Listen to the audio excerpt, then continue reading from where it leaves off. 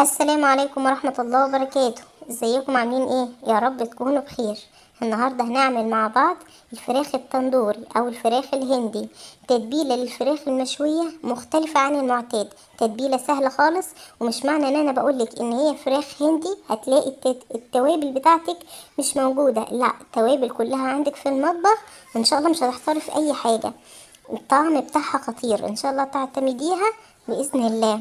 بس قبل ما نبدأ الفيديو نسمي بالله ونصلي على الرسول عليه أفضل الصلاة والسلام.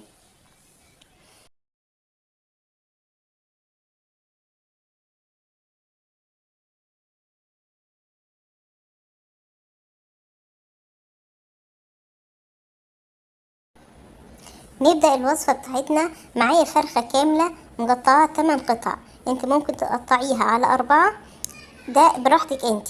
عاملة فيها شرايح زي ما انت شايفة كده عشان التتبيلة تدخل جوه لحم الفراخ وتتبل معايا ويكون الطعم واصل لكل جزء في الفرخة.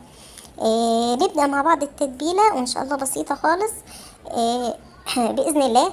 أول حاجة معايا علبة من الزبادي، هضيف عليها معلقة كبيرة من الثوم المفروم،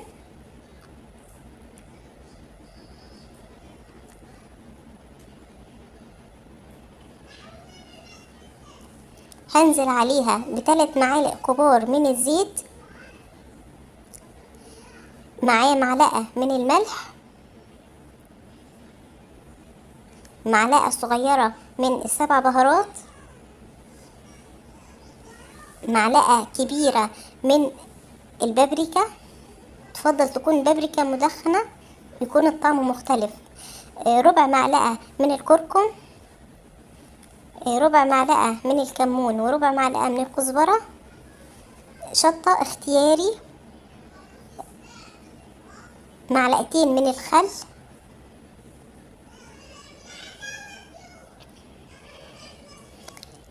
دي اللي هي التتبيلة بتاعت الفراخ اللي هي الفراخ المشوية. ضفت منها معلقة كبيرة،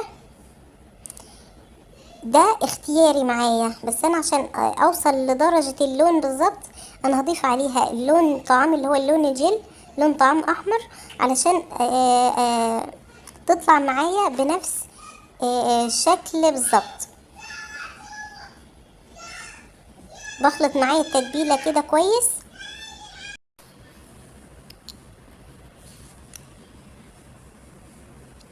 هبتدي انزل بالتتبيلة بتاعتي على الفراخ،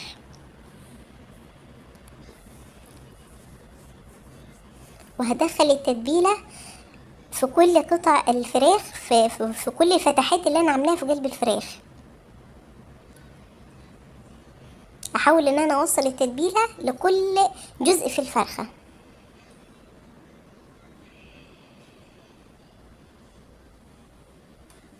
يفضل بعد ما اتبلها زي كده ان انا اسيبها ساعة او نص ساعة على الاقل في التتبيلة دي. بعد كده معايا صينية كده من غير اي حاجة، هبتدي انزل بقطع الفراخ ارصها في قلب الصينية بتاعتي.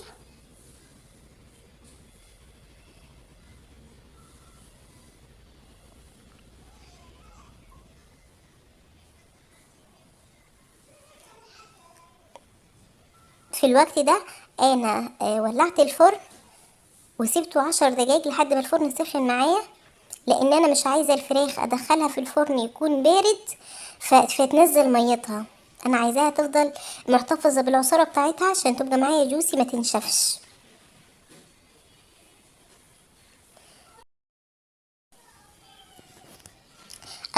انا بغطيها دلوقتي بالفويل علشان يحبس معايا الحرارة وما تاخدش معايا وقت في السوا. بس في نص التسوية هشيل ورق الفويل ده واسيبها علشان تاخد معايا تحميرة اللي انتوا شايفينها دي.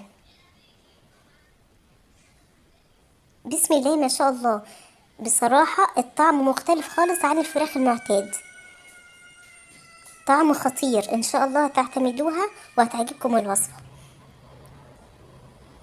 شايفين معايا الفراخ استوت ودايبة ومحتفظة بالعصارة بتاعتها جوسي، الفراخ مش ناشفة معايا ومديها نفس طعم الفراخ المشوية، مش عايزة بالغ، يمكن احسن كمان.